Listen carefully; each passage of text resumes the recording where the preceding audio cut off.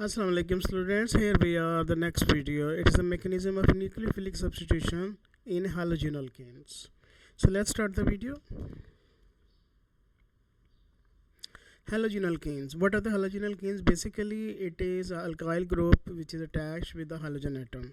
So carbon halogen bond is polarized. The reason is the difference of the electronegativity is greater between the halogen atom and the carbon atom. That's why the CX bond is polarized. The X for halogen, C for carbon. The halogen atom is replaced by a nucleophile in the substitution reaction.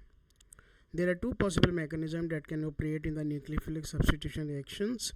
The actual mechanism determined by the structure of the halogenoalkane involved in the reaction. The first one is the primary halogenoalkane. In the primary halogenoalkane, the mechanism is used known as the SN2 mechanism.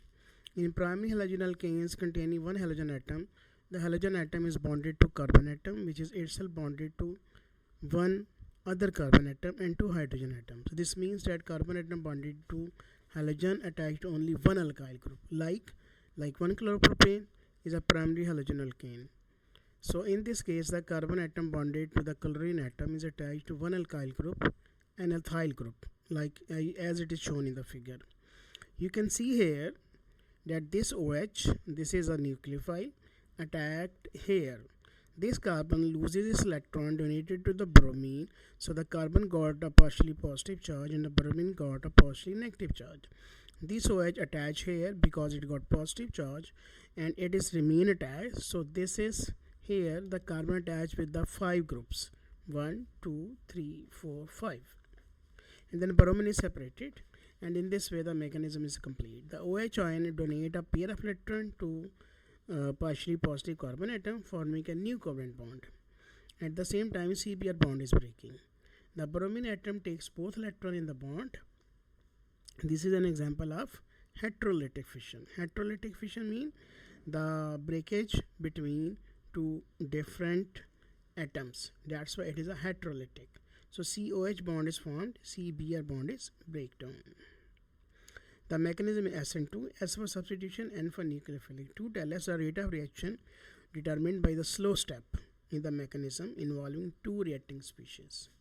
Experiment shows us that the rate depends on both the concentration of halogenoalkane and the concentration of hydroxide ion present.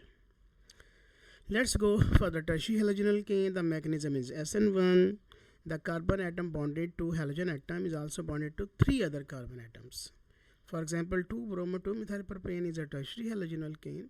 The carbon atom bonded to bromine atom attached to 3 alkyl groups, and which are all methyl groups. The structure of this tertiary halogenoalkane is shown. You can see here. This is a tertiary halogenoalkane. This is one of the CH3, another CH3, another CH3, and here we have the Br. So in the slow step, the bromine is going to be separated and OH is going to be added.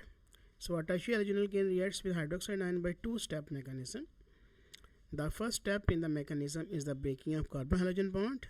This forms a tertiary carbocation. The tertiary carbocation is attacked immediately by the hydroxide ion. The SN1 mechanism, in which one tells us the rate of the reaction only depend upon one reagent. In this case, the concentration halogenoalkane as shown determined by the first step. Once again, the breaking of the CBr bond is an example of heterolytic fission. Br ion forms again as in the SN2 mechanism, but in the mechanism a carbocation ion forms. This does not happen with primary halogenoalkane. This is because tertiary carbocation are more stable than the primary carbocations. This is due to the positive inductive effect of alkyl groups attached to the carbon atom bonded to halogen. Alkyl groups tend to release electrons to atoms attached to them. So a tertiary carbocation has 3 alkyl groups donating electrons towards the positively charged carbon atoms, reducing its charge density. This makes it more stable than the primary carbocation, which just has one alkyl group releasing electrons. Here we have the primary carbocation, least stable, secondary carbocation, and this is the tertiary carbocation, which is the most stable. So SN1 and SN2 mechanism are both likely to play part in the nucleophilic substitution of secondary halogenoalkanes. Right. Now we have some questions regarding the same topic. The first question: Halogenoalkane react with ethanolic potassium cyanide. The reaction mechanism either SN1 SN2. Which mechanism is correct? All secondary halogenoalkanes react with SN2 mechanism. It is wrong, because usually, as I have described earlier, that this type of mechanism in the secondary halogenoalkane is both SN1 and SN2. Also, the second point is incorrect, because SN1 depend upon the concentration of one reagent only. Chloroethane react with cyanide ions by SN1 mechanism only. Obviously, it is wrong, because it is by SN2 mechanism, as it is a primary halogenoalkane. The last one, SN2 mechanism, involves a short-lived negatively charged transition state. Yes, that's correct. So D is the correct answer. Though there is another one. Which statement describe what happened when 2-chloro-2-methylpropane is warmed with NaOH? So you can say the secondary halogenoalkane reacts by a mixture of SN1 and SN2 mechanism. But basically this is correct, but not an answer to the above question. This secondary halogenoalkane react only by SN2, obviously wrong. This tertiary halogenoalkane react mostly by SN1 mechanism. So basically this is a tertiary halogenoalkane, so SN1 mechanism will be observed. You can see here the SN1 mechanism, as this is a tertiary halogenoalkane. Here is another one. Ethanol undergoes a reaction with HCN in the presence of CN- ion, which will identify the type of reaction and the name of the product form. So obviously it's a nucleophilic addition, as it is reacting with the cyanide ions, and the nucleophile is added here. And what will form? It is clear that there is a formation of 2-hydroxypropanediol. So it means that C is correct.